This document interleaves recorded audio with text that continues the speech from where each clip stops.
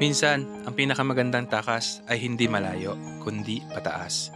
Mula sa bayan ng Puerto Princesa, humigit kumulang 29 kilometro o 42 minutong biyahe, papunta sa isang lugar na tahimik, presko at puno ng tanawin. Ito ang Sunset Hills Puerto Princesa Nature Park.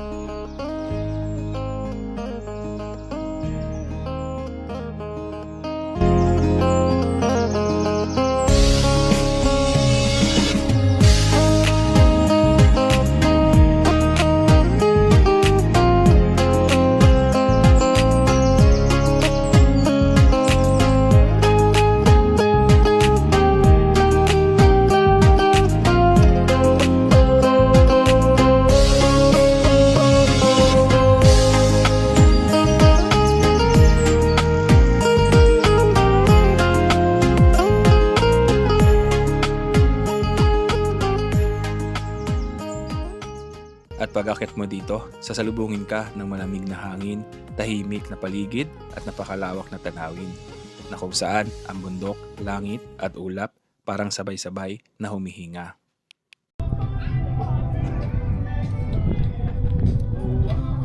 Wow! Alright mga idol, nakabalik ulit tayo dito sa Sunset Hills, Puerto Princesa, dito po sa Barangay Bakungan. Meron po silang event na ginanap dito, yung kanilang Sunset Hills Summer Fair Fest. April 24, 25 hanggang 26 po ito, 2 PM onward, hanggang pong alas 8 ng gabi. Yan ang kanilang event ngayon dito. Alamin natin sa taas. Okay guys, kasama natin si Karaoke TV. Ito, paakyat na kami sa Sunset Hills. Dito, papakita natin sa inyo yung overlooking view. Sabi ni Kuya, 152 step ito. Pero exciting yung makikita mo sa taas. Oo. Ang maganda dito eh. Habang palakad ka. Tapos maabutan natin yung sunset. Maganda yung sunset ngayon kasi maganda yung yung araw eh. Araw. Maganda na yung taas doon, no? Ayos na yung cafe sa taas. Maganda yung sikat ng araw. Pagod na idol. Pero kayang-kaya to, kahit na 60 years old pataas. Diba? Kayang-kaya pa ito. Kaya ito ng lola ko.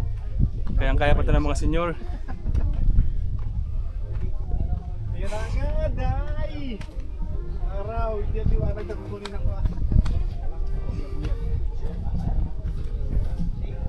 Wow.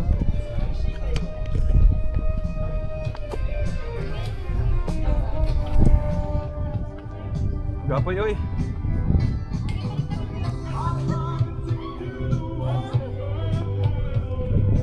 Wow. Ito yung sinasabi ko sa inyo guys. Kapag dito ka sa taas, ito yung makikita mo. Wow.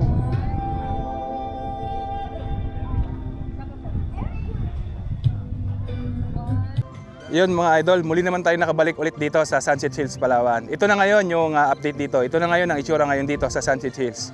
Dati ay wala pa ito, yung sa taas na to. Pero ngayon, ayan open na. Ganda ng sikat ng araw ngayon dahil masasaksihan natin yung paglubog ng araw ngayon. Ayan Ito guys, yung bago ngayon dito sa Sunset Hills ng Puerto Princesa. Ito yung bago nila dito sa taas, yung kanilang coffee shop. May coffee shop dito sa taas, meron din coffee shop doon sa baba. At meron din silang restaurant diyan sa kabila. Ito yung view sa taas ng kanilang coffee shop dito. Tingnan nyo. Wow! Panalo! Ang ganda guys! Tanaw mo talaga dito yung paglubog ng araw. Tanaw nyo rin yung island na Chicken Island dito sa may Calaudiong. Yan yung tatawagin ng Chicken Island. Bakit Chicken Island? Kasi yung hugis ng island ay parang palong ng manok. Kaya nila tinawag na Chicken Island. Dito naman guys, tanaw nyo yung Nagtabon Beach. Ayan, sa baba. Yan. Pwede kayo pumunta dyan. Public beach yan. Libre dyan. Wala pong entrance. Provide lang kayo ng cottage kung gusto nyo mag-cottage dyan. Alright.